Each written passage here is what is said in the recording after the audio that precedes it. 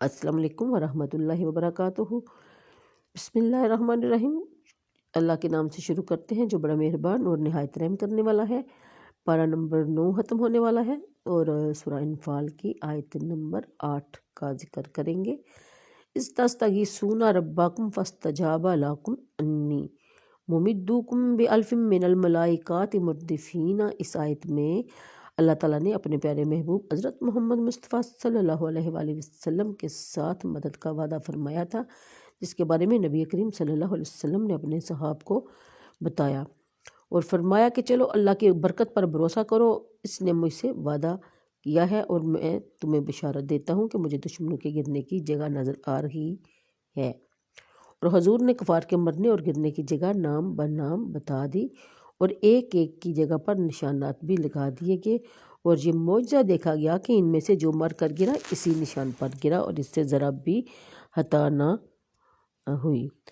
अगले आयत में बयान किया जाता है कि और वो कहते थे कि हमें लश्कर कुरैश का हाल ही मालूम नहीं था, हम इनके मुकाबले की तैयारी करके नहीं चले थे। यानी कि वो जो कहते थे कि लश्कर कफ़ार जो है वो बहुत बड़ा है, हम उनकी तैयारी करके नहीं आए। उनको ये बात समझ आ गई कि उनकी कैसे मदद की गई और इस बात का भी अंदाज़ा हो गया कि ये बात कि हज़रत सैयद आलम सल्लल्लाहु अलैहि वसल्लम जो कुछ करते हैं हुक्म इलाही से करते हैं और आपने ऐलान फरमा दिया था मुसलमानों को यह भी मदद पहुँचेगी, तो वो पहुँच गई।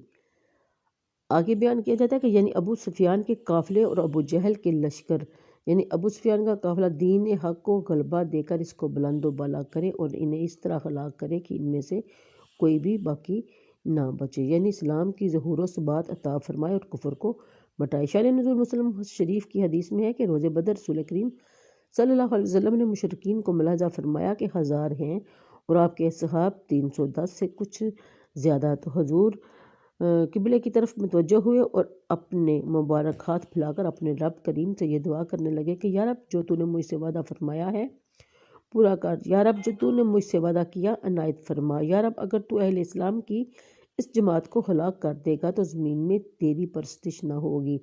और इस तरह हजूर दुआ करते रहे यहाँ तक कि दोष मुबारक से चादर शरीफ उतर गई और तो हजूर हज़रत अबू बकर हाजिर हुए और चादर मुबारक दोष अकदस पर डाली और अर्ज़ किया कि या नबी अल्लाह आपकी मनाजात अपने रब के साथ काफ़ी हो गई और बहुत जल्द अपना वादा पूरा फरमाएगा। इस पर ये आयत करीमा नाज़िल। अगले आयत में बयान किया जाता है चनाचा अव्वल 1000 फरिश्ते आए, फिर 3000, फिर 5000। हज़रत इब्न अब्बास रज़ी अल्लाह तआला अन्हुमा ने फरमाया कि मुसलमान इस रोज़ काफरों का तौक़ुफ़ करते थे और काफर मुसलमान के आगे आगे भागता था।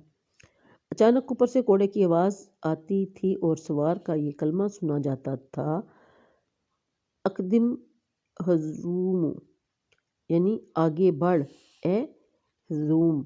हज़ूम हज़रत जिब्राईल अलैहिस्सलाम के घोड़े का नाम है और नज़र आता था कि काफर गिरकर मर गया, इसकी नाक तलवार से उड़ा दी गई और चेहरा ज़ख्मी हो गया। सहाबा ने सैयद आलम सल्लल्लाहु अलैहि वसल्लम से अपने ये मुआयने बयान किए तो हुजूर ने फरमाया कि ये आसमान सोम की मदद है। अबू जहल ने हज़रत इब्न मसूद रज़ी अल्लाह तआला अन्हुमा से कहा कि कहाँ से ज़रब आती थी, मारने वाला तो हमको नज़र नहीं आता था।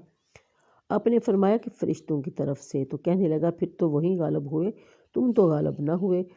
तो अगली आयत में बयान किया जाता है कि बंदे को चाहिए इसी पर भरोसा करे और अपने ज़ोर क़ुव्वत और असबाब व जमात पर नाज ना करे।